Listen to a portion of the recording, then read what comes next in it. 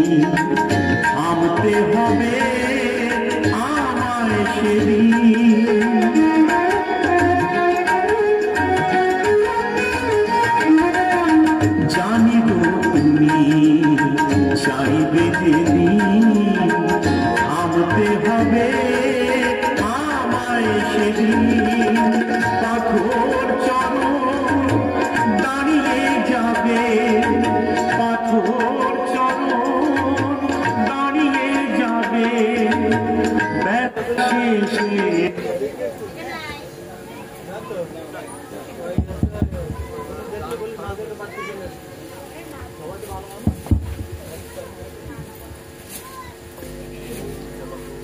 ওম জবকুশম সংকাশম কাশ্যপ্যাং মহাদ্যুতিম ধনতারিং সর্বভবত্যাম প্রণতস্মি নিবাগ।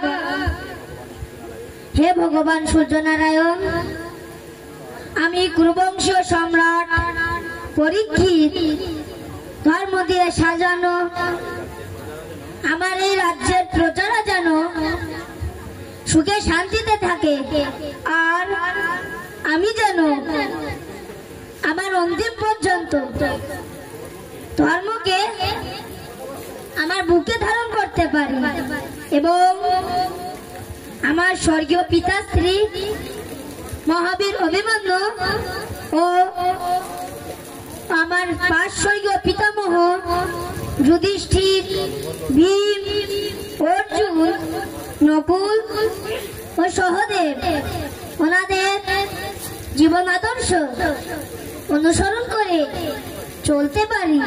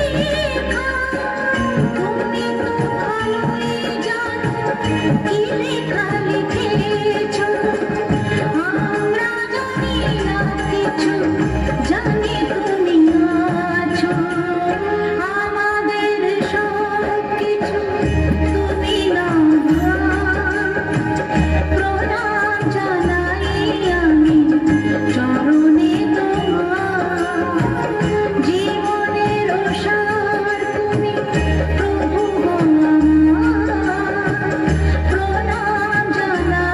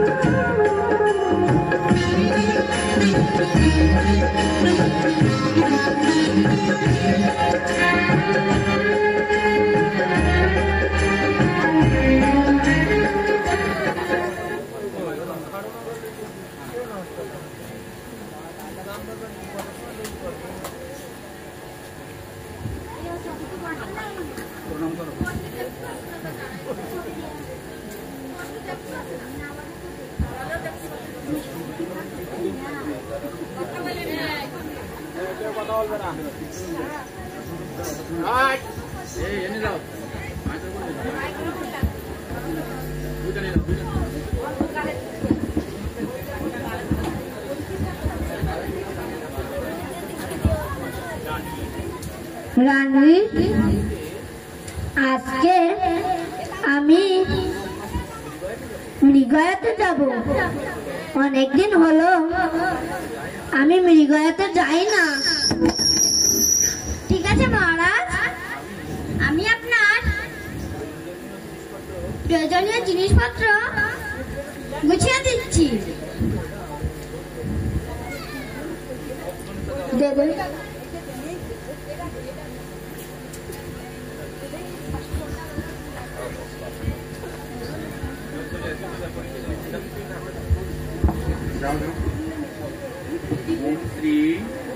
ওম শ্রী মধুসূদনায় নমো।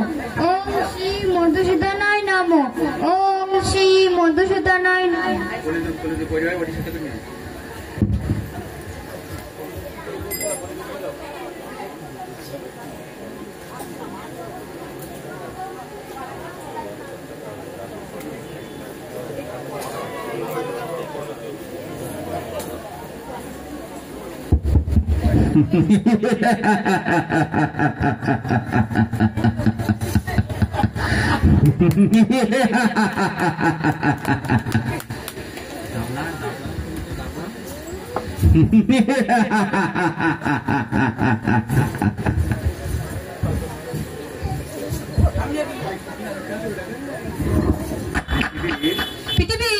প্রায় সব জায়গায় অধর্মের বীজ বপন করেছি।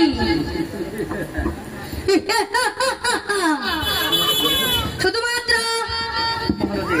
পরীক্ষিত মহারাজের রাজ্যটি বাকি আছে। শুনেছি পরীক্ষিত মহারাজ অনেক ধার্মিক একজন মানুষ, সাথে অনেক প্রজাবৎসল। আর যাই পরীক্ষিত রাজার রাজ্যের দিকেই যায়।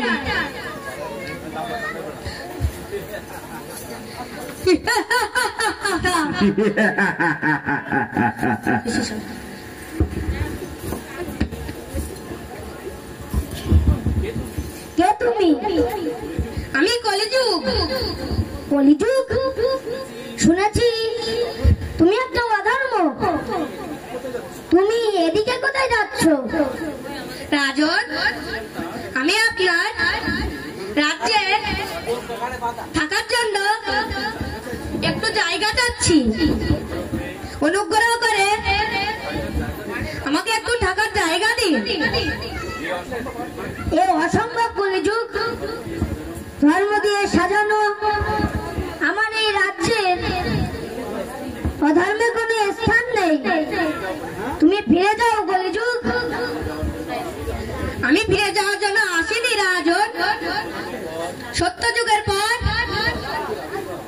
কেতা যুগের আবির্ভাব, আবার কেতা যুগের পর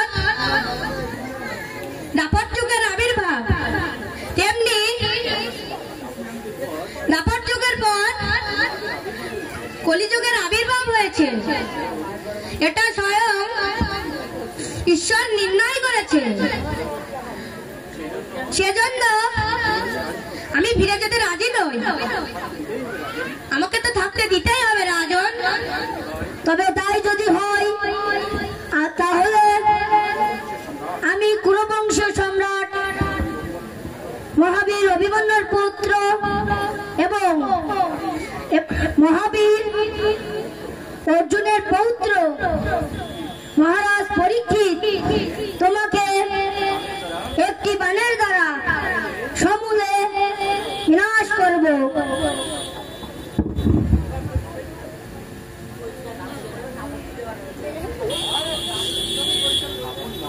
থামুন মহারাজ, থামুন। এখন এটা আমারই সময়, এটা বিধাতার লেখন। আমাকে বিনাশ করে কেন আপনি ঈশ্বরের বিরুদ্ধে কাজ করছেন।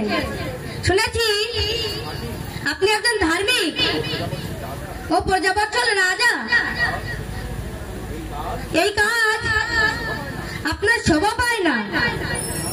আপনি যদি আমাকে বিনাশ করেন তাহলে এই কাজ থেমে যাবে, সৃষ্টি তার ভারসাম্য হারাবে। দয়া করে আমাকে বিনাশ না করে আমাকে থাকার জায়গা দিন। আমি আপনার শরণাগতকে আশ্রয় দেওয়া আপনার কর্তব্য।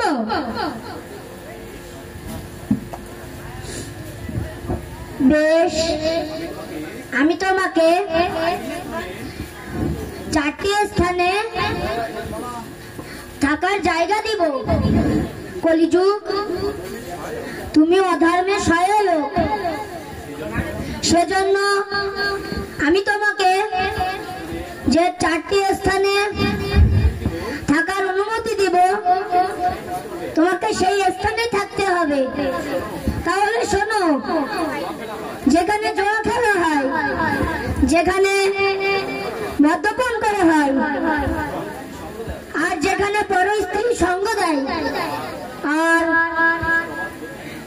যেখানে হিংসার অবাক গতি, যে স্থানে ক্রমশ অসত্য, মাদক, কাম আর নির্দয়তা, এই 4 অধর্ম নিবাস করে, সেখানেই তুমি বাস করবে।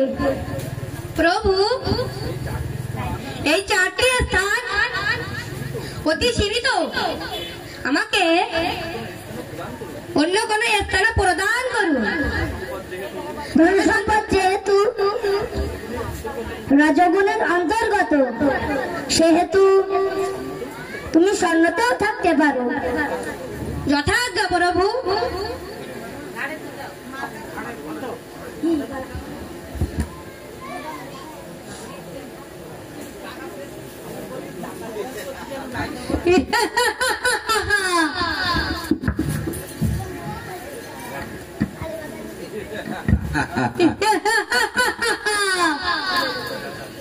পরীক্ষিত রাজার রাজ্যে মোট 5টি জায়গায় থাকার অনুমতি পেয়েছি। এক হলো যেখানে জুয়া খেলা হয়, 2 হলো যেখানে মদ্যপান করা হয়, 3 হলো যেখানে বড় স্ত্রী সঙ্গ দেয়, আর 4 হলো যেখানে হিংসার অবাধ গতি, যে স্থানে ক্রমশ অবগত মাদক, কাম আর নিত্যতা বিদ্যমান, আর 5 হলো স্বর্গে।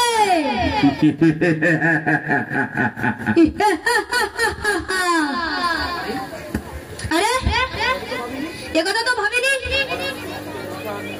মহারাজ পরীক্ষিতের মাথার মুকুট তো স্বর্ণের তৈরি। তাহলে আমি প্রথমে মহারাজ পরীক্ষিতের স্বর্ণ মুকুটে অবস্থান করব, তার মাথায় কুমন্ত্রণা দিয়ে অধর্মের সূচনা করব।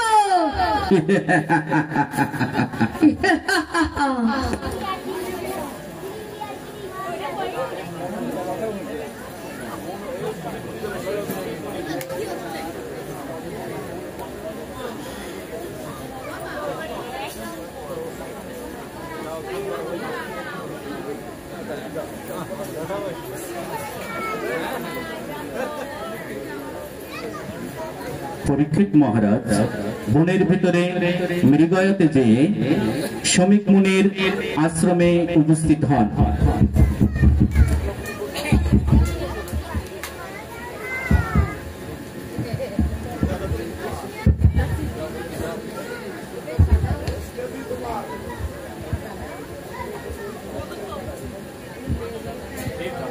হে ব্রাহ্মণ, আমি অভিমন্যুর পুত্র রাজা পরীক্ষিত আমার বানকে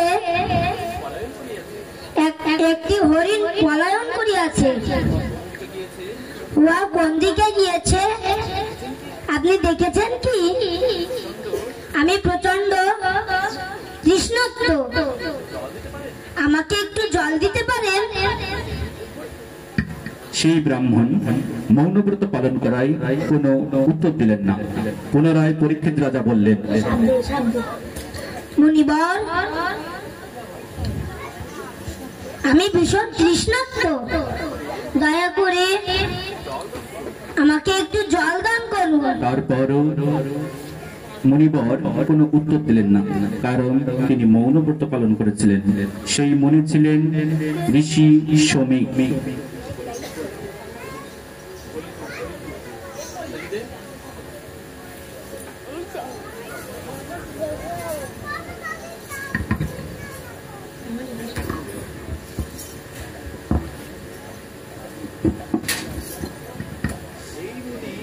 এই মুনি অবশ্যই একটা অধর্মী।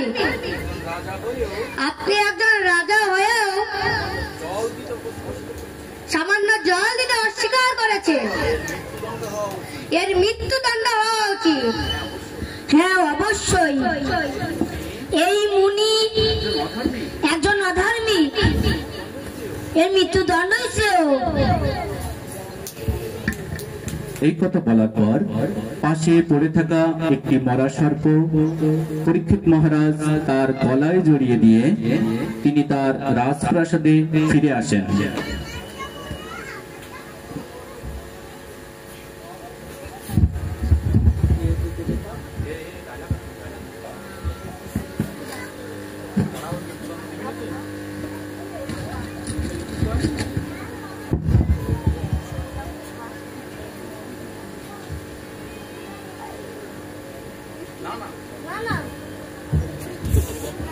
না না, এ আমি কি করছি? একজন ব্রাহ্মণকে হত্যা করছি, এটা মহাপাপ, শাস্তি তো পেতেই হবে। এরপর শমীক মুনির পাশে একটি মরা সর্প ছিল, সেটা পরীক্ষিত মহারাজ তার গলায় জড়িয়ে দিয়ে তিনি রাজপ্রাসাদে ফিরে আসেন।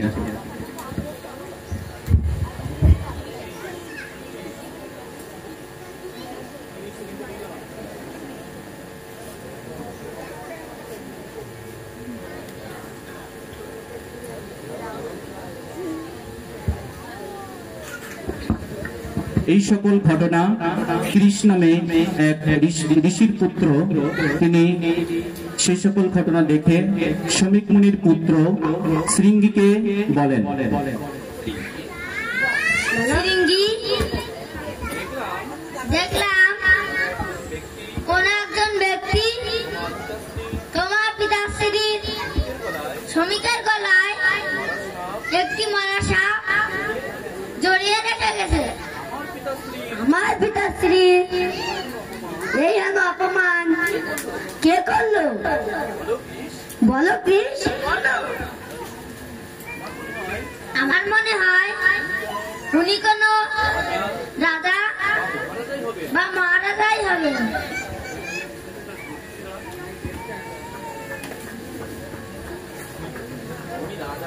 উনি রাজা বা মহারাজা যাই হন না কেন, আমি আমার পিতাশ্রী এই হেন অপমান সহ্য করব না।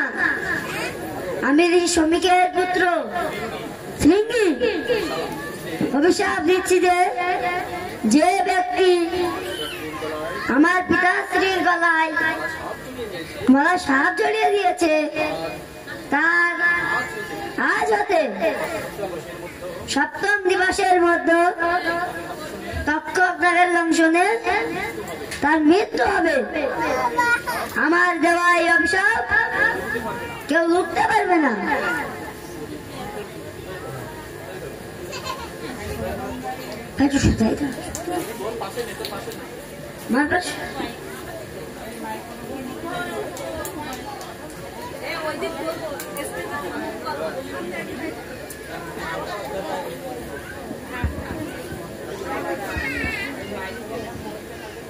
Michael.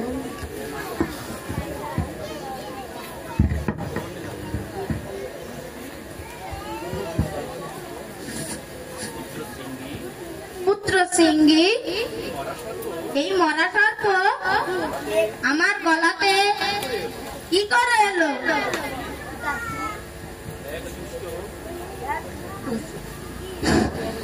এক দুষ্ট পিতাশ্রী, এক দুষ্ট রাজা আপনার গলায় মরা সর্প জড়িয়ে দিয়েছে। সেজন্য, এই অপমানের জন্য আমি তাকে অভিশাপ দিয়েছি যে আজ হতে সপ্তম দিবসে তক্ষকনাগের দংশনে তার মৃত্যু হবে। মূর্খ বালক, না জেনে না বুঝে তুমি কাকে অভিশাপ দিয়েছ?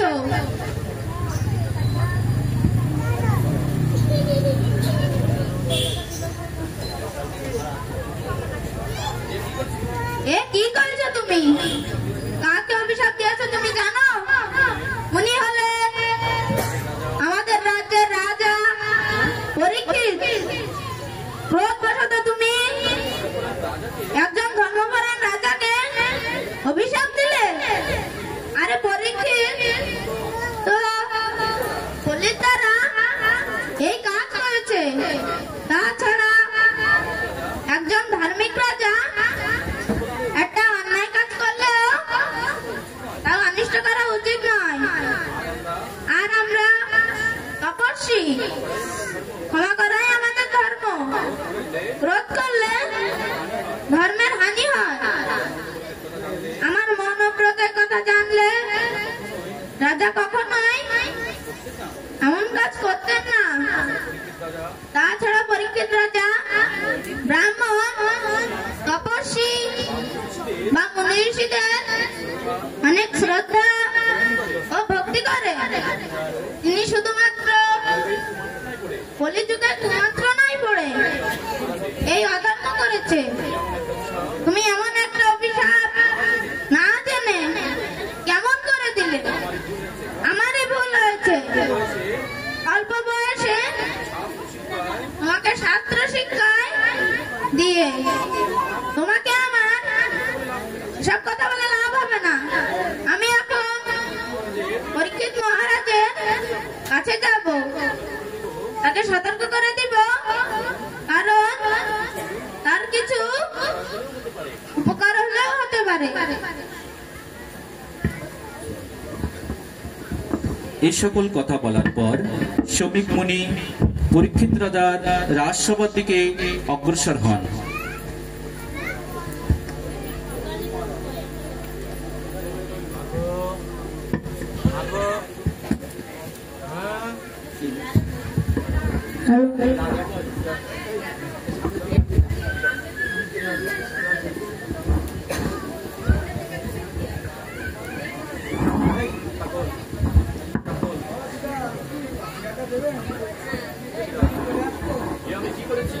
আমি কি করেছি?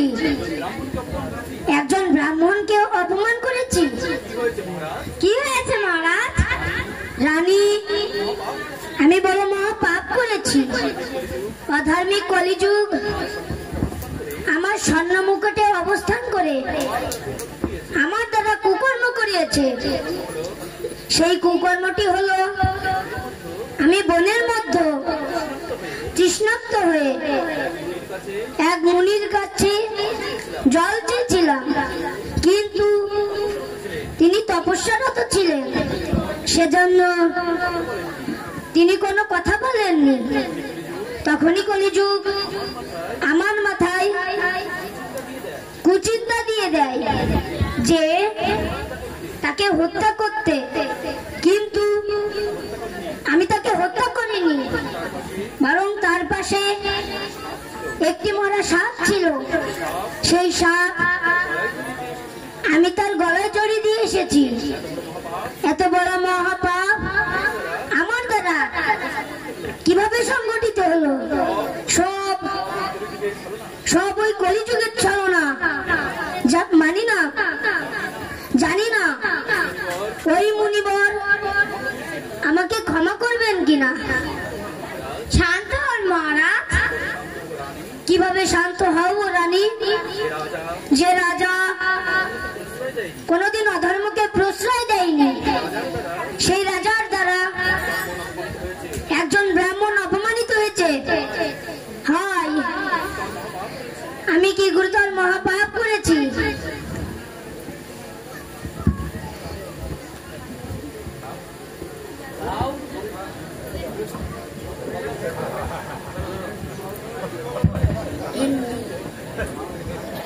প্রণাম মহারাজ। শ্রমিক মণি আপনার সাথে দেখা করতে এসেছেন? হ্যাঁ, ওনাকে সম্মানের সাথে ভেতরে নিয়ে আসো।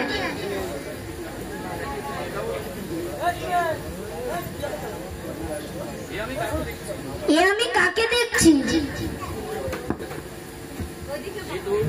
এ তো সেই ব্রাহ্মণ যাকে আমি অপমান করেছিলাম।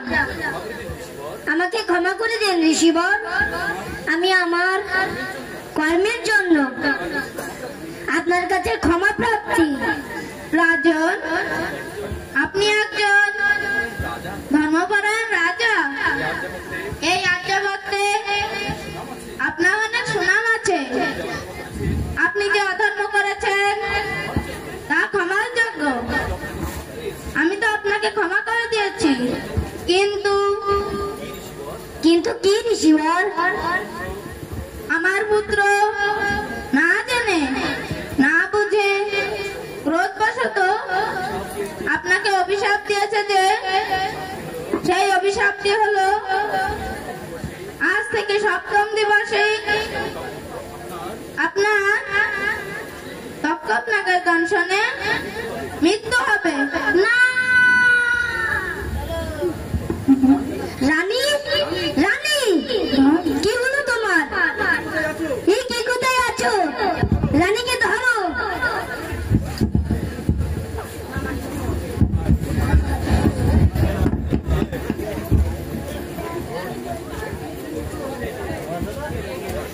ঋষিবর, অভিশাপ প্রাপ্ত যখন হয়েছি, তাহলে আমার করণীয় কি? রাজন, এই 7 দিন আপনার কাজ হবে মোক্ষ বা মুক্তি লাভের জন্য সেই সচ্চিদানন্দ শ্রী ভগবানের নাম ধ্যান করা। এখন আপনি আপনার কুলগুরুর কাছে গিয়ে মোক্ষ প্রাপ্তির বিষয় সম্পর্কে জানুন, কিভাবে আপনার মোক্ষ লাভ হবে। ঠিক আছে ঋষিবর, আমি এখনই রওনা দিচ্ছি আমার কুলগুরুর কাছে।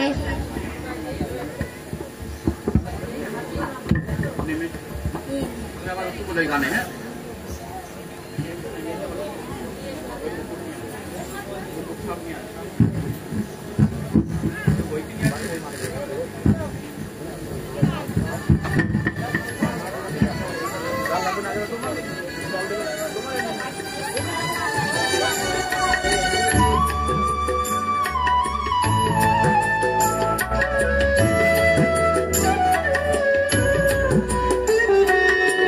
আধার জানিয়ে কা আমি খুঁজি গো তোমায়,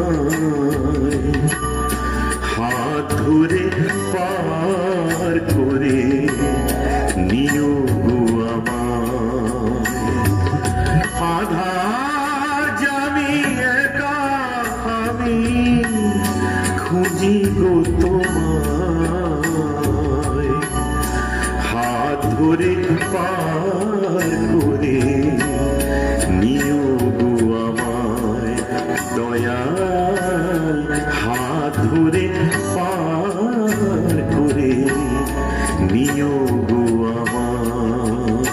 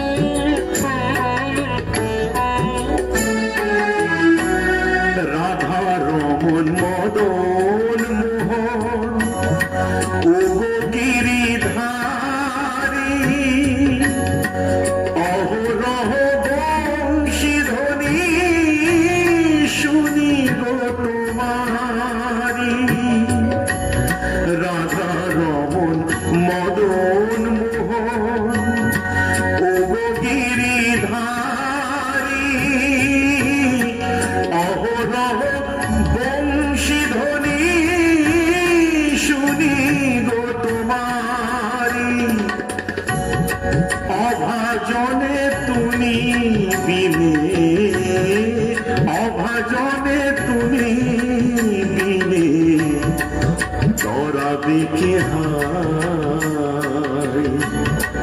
হাত ধরে পার করে নিও গো আমার আধার জানি একা আমি খুঁজি গো তোমায় হাত ধরে পার করে নিও গো আমায় দয়াল হাত ধরে পার করে নিও গো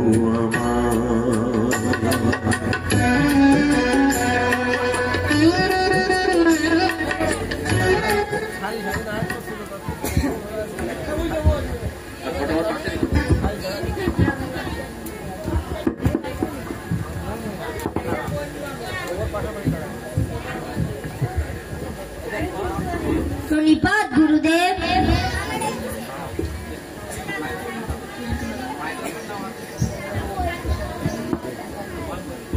তোমার মঙ্গল হোক। বলো এই সময় কি মনে করে এসেছো? গুরুদেব, সুমিক মুনিকে অপমান করেছি বলে তার পুত্র শৃঙ্গী আমাকে অভিশাপ দিয়েছে যে আজ থেকে সপ্তম দিবসে তক্ষকনাগের দংশনে আমার মৃত্যু হবে। তাই বলছি যে আমার মোক্ষ ও মুক্তি প্রাপ্তির জন্য অর্থাৎ শ্রী ভগবানের শ্রীপাদ পদ্ম লাভের জন্য আমার করণীয় বিষয়গুলো কি? পরীক্ষিত, এখন বর্তমান কলিযুগ। এই কলিযুগে মোক্ষ লাভের একমাত্র পথ হলো মহর্ষি কৃষ্ণ দ্বৈপায়ন বেদব্যাস রচিত শ্রীমদ্ ভগবত কথা শ্রবণ ও হরিনাম গুণকীর্তন। এই কথা স্বয়ং ভগবান কৃষ্ণ দ্বৈপায়ন বেদব্যাসী বলেছেন। তাহলে গুরুদেব, আপনি আমাকে শ্রীমদ্ ভগবত থেকে ভগবত কথা পাঠ করে শোনান।